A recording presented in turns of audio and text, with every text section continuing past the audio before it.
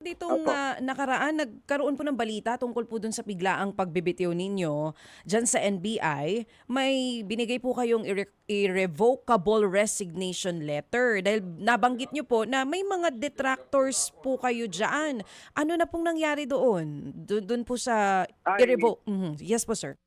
opo. Nung August 15 nga po ay nag-file na ako finally ng irrevocable resignation.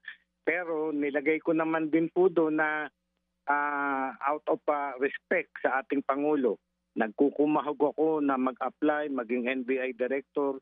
Nung mabigyan po ako ng pagkakataon at ayaw ko na, bigla na lang akong mawawala. Hindi naman po ganun tayo kabasto sa ating Pangulo. So, Mhm. binibigyan ko po ng panahon ng ating Pangulo. Mhm. Kung makakahanap ng aking replacement, ay patuloy pa rin po ako magsiservisyo dito sa NBI. Oo, talaga pong tuloy na yun. Wala na pong atrasan na yun, Direktor. Ay so far po, ganun po ang pangyayari. Opo. O kasi irrevocable, ano? Hindi na ho, as in, hindi na ho magbabago isip nyo. Nakataga na po ika nga sa bato yun, Direktor.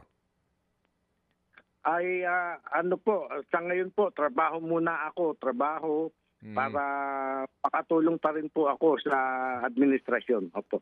Okay, sige po. So salamat. Okay, Oo, Director, kasi nandun po sa resignation letter ninyo, sinasabi nyo, gusto nyo pong protektahan itong integridad ng NBI. Ngayon po, nandito tayo sa kasagsagan itong pag-iimbestiga sa flood control projects.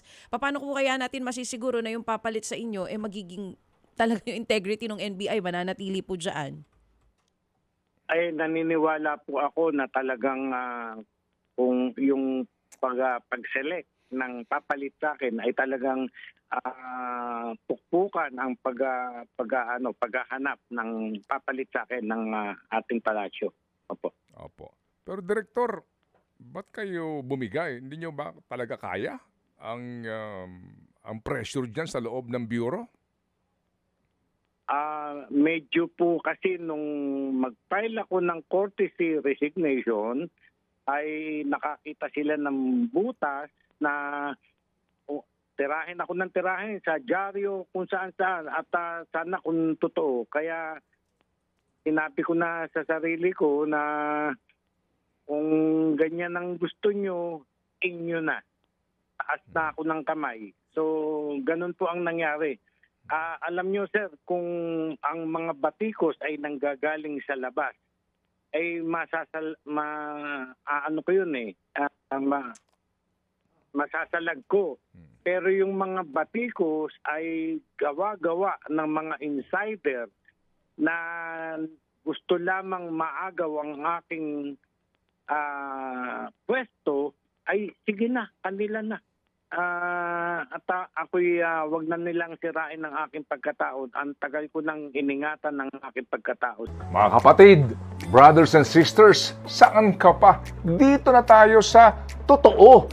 Dito na tayo sa True FM. Mga kapatid, mag-subscribe and follow po kayo sa social media accounts ng True Network PH. Yan po kami, hanapin nyo lang True Network PH, Facebook, Instagram, YouTube, TikTok, and podcast. Mapa Apple or Spotify man yan, mahahanap nyo kami. Lahat ng mga napapanood at napapakinggan nyo po sa programa, nasa social media accounts namin yan. So paano mga kapatid? See you sa social media!